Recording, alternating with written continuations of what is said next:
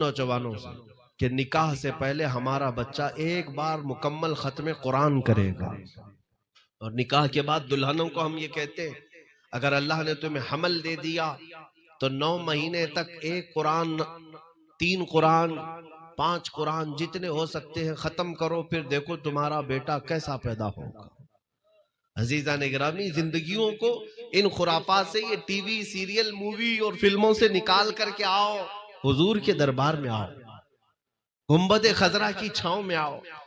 अब मैं चंद बातें नसीहत के लिए ये भी कह दूं, शादी हो जाती है, शादी को खुराफात से बचाना हम सब की जिम्मेदारी है, बचाएंगे ना इंशाअल्लाह। मैं मौलाना से भी कहता हूं, मैं अभी बांदा कल था, एक जलसे में था, वहां के उलमा भी मुलाकात की, मुझे एक बात बड़ी पसंद आई। इलाके के सारे उलमा ने इस बात पर इत्तेफाक कर लिया है कि जिसके घर में भी डीजे बैंड बाजे आएंगे उसका निकाह हमारे इलाके का कोई आलिम नहीं पढ़ाएगा। उलमा ने ऐलान कर दिया कि हम ऐसी शादियों में न जाएंगे न निकाह पढ़ाएंगे। अल्हम्दुलिल्लाह सुनने को ये मिला, पिछले 1 साल से सारी खुराफात बंद है। उलमा चाहें तो इन खुराफात को भी रोकें। ऐसे निकाहों में नहीं जाएंगे हम जहां शैतान की तरह नाचते रहते हो, फिर उलमा को बुला करके क्या जरूरत है। और सारी खुराफात तुम्हें अगर गैरों की तरह से ही करना है तो उन्हीं को बुला करके अपने निकाह भी कर लेते। लेकिन तुम्हें पता है कि निकाह के लिए एक आलिम होता ही है, खुतबा रसूलुल्लाह का वो आलिम ही पढ़ता है। इसलिए मेरे अजीजों, दीन इस्लाम के तरीके पर आप अपने निकाहों को करें। जो बातें हैं शादी के बाद की, वो चंद नसीहतें हैं। ऐ नौजवानों, हमेशा अपने गुस्से को अपनी अकल पर गालिब आने न देना। निकाह के बाद सबसे पहली जिम्मेदारी तुम्हारी ये है कि तुम जिस बीवी को अपने घर ला रहे हो वो फरिश्ता नहीं है, वो जन्नत की हूर नहीं है, वो इंसान ही है। और उसकी कई गलतियां हो सकती हैं, कई खताएं वो करेगी, लेकिन तुम्हें होता क्या है, हर इंसान को ये देखने का रहता है कि मेरी बीवी सबसे अच्छी होनी चाहिए, सबसे अच्छी होनी चाहिए। और उस सबसे अच्छे वाली कैटेगरी में ढूंढते ढूंढते हमेशा उसे ताने मारता रहता है कि तेरी ऐसी है ऐसी है। हुजूर ने फरमाया वो टेढ़ी पसली से पैदा की गई है, उसके अंदर कुछ न कुछ कजी रहेगी, कुछ न कुछ गलतियां होंगी, उसके टेढ़ेपन से ही तुम बहुत फायदा उठा सकते हो। लिहाजा अपने गुस्से को अकल पर गालिब आने ना देना। बहुत सारे नौजवान कहते हैं, दारुल इफ्ता जिसका भी होगा, जो भी मुफ्ती साहब होंगे उनको पता है, सबसे ज्यादा सवालात हमारे पास किसके आते हैं मालूम? तलाक के।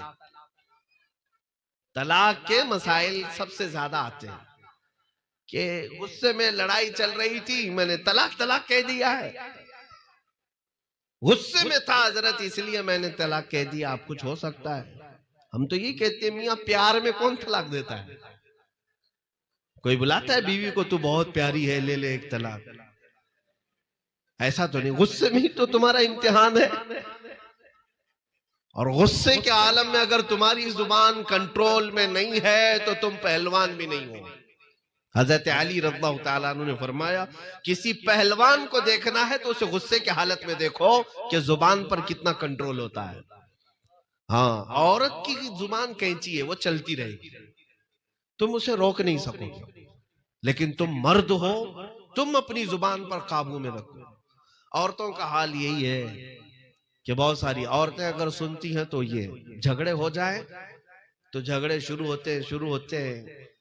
इधर दूल्हा धमकी देता है, देख खामोश बैठ नहीं तो तलाक दूंगा। उसे खामोश बैठने की आदत ही नहीं है।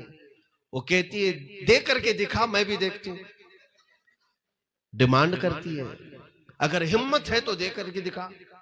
मियां उसकी गैरत को और उभार रही है और उसने गैरत में आकर के दे दिया तो अब रोते हुए घर आती है, हमारे शोहर ने हमें ऐसा कह दिया, छोड़ दिया, क्या किया जाए? तुमने गैरत को क्यों उभारा उसके? इन लड़ाइयों में शैतान दोनों के बीच में रहता है। कुरान पाक में है कि ये जादू करने वालों का भी सबसे बेहतर पसंदीदा मशगला शोहर बीवी के दरमियान जुदाई करना। और शैतान का भी महबूब मशगला, उसका पसंदीदा काम शोहर और बीवी को जुदा करना। ये काम शैतान करता है। इसलिए ए नौजवानों, निकाह के बाद, शादी के बाद जब भी गुस्सा आए, इलाज सुन लेना। कसरत से औज़ु बिल्लाहि मिनश शैतानिर रजीम पढ़ना शुरू कर दो। बैठे हो तो खड़े हो जाओ, खड़े हो तो बैठ जाओ, या ये दोनों के बाद भी गुस्सा ठंडा नहीं होता तो महफिल से बाहर चले जाओ। ये करके देख लो, इंशाअल्लाह जिंदगी खैर और आफियत के साथ गुजरेगी। खैर और शैतान ये चाहता है कि इसको मुंह तोड़ जवाब दे के जाऊंगा, खड़ा रहूंगा, नहीं तो मुंह तोड़ जवाब नहीं दे पाओगे। मेरे अजीजों, एक मैंने किताब में पढ़ा था, एक हकीम साहब ने इलाज जो किया है। टाइम है, आप सुन रहे हैं? टाइम तो बहुत हो गया, दूल्हे के भी 12 बज रहे हैं, अभी 15 मिनट।